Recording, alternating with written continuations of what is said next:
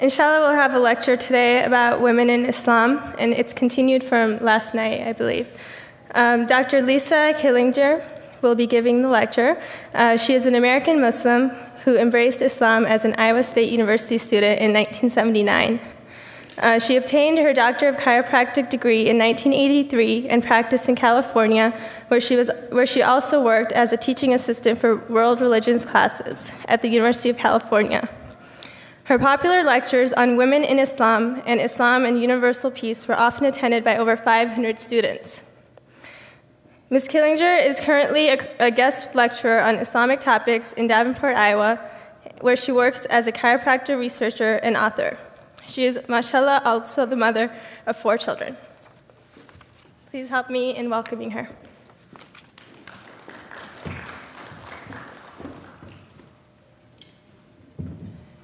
Bismillahirrahmanirrahim. If I just talk like this, will you hear it? No.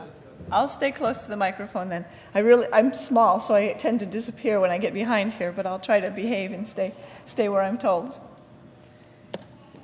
Most of the time, when somebody American like me comes up in front of a group who have been Muslim their whole lives, they ask, how did you get here? How did you embrace Islam?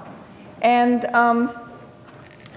I actually, as the sister mentioned, was here a student at Iowa State University, and I was eating in a special cafeteria that was for people with special diets. I happened to be vegetarian, which meant I was already a black sheep, if you can imagine, in the 1970s, in the Midwest, the pork belt, being a vegetarian. So I was eating in the special cafeteria, and some people there asked me, what are you in for, as if it were a jail sentence, and I told them that I was there because I didn't eat meat, and I asked them what they were in for, and they said they didn't eat pork. So I was intrigued as to why, and I asked, why, and they told me they were Muslim.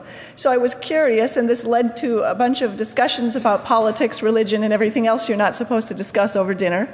But one day they asked me what I believed in, what my faith was. And I told them that I believed in one God, certainly, and I respected the prophets, and I knew that the prophets all brought important messages, and it seemed to me that the message was all the same.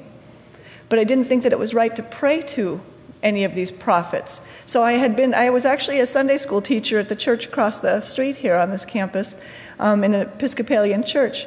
And I was struggling with the fact that they were praying to really essentially Jesus, and I had a hard time with this, so it wasn't making sense to me. And so eventually I asked them, when I told them what my beliefs were, they told me, she's Muslim.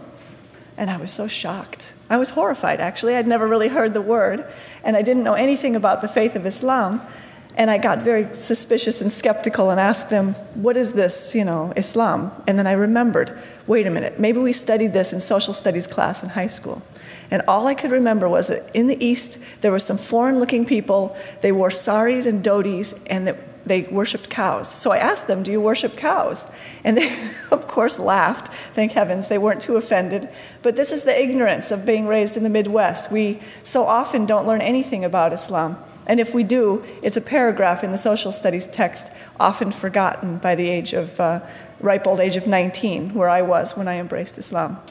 So they told me a little bit about Islam. I read some books, and now in retrospect, I think, alhamdulillah, that I learned about Islam through the books, and I didn't learn about it from really Muslims per se, because I might have been extremely disappointed in the behavior of some Muslims. In fact, those Muslims that taught me about Islam, I embraced Islam the first day of Ramadan, 1979.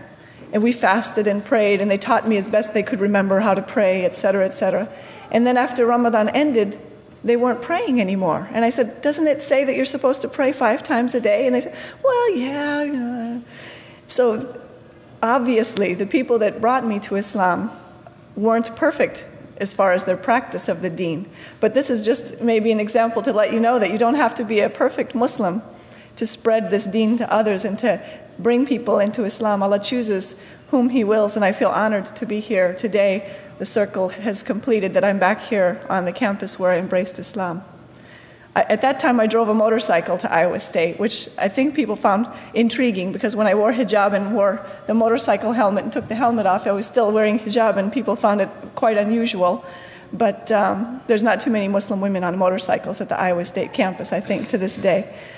Then I became a chiropractor in '83, married then later, after years of being Muslim, and got an opportunity to go to the foothills of the Himalayas and do some chiropractic practice in an area where the women there hadn't even seen a health professional of any sort during their life. So it was a big honor for me again to get to provide health care there near the Khyber Pass in Afghanistan and Pakistan.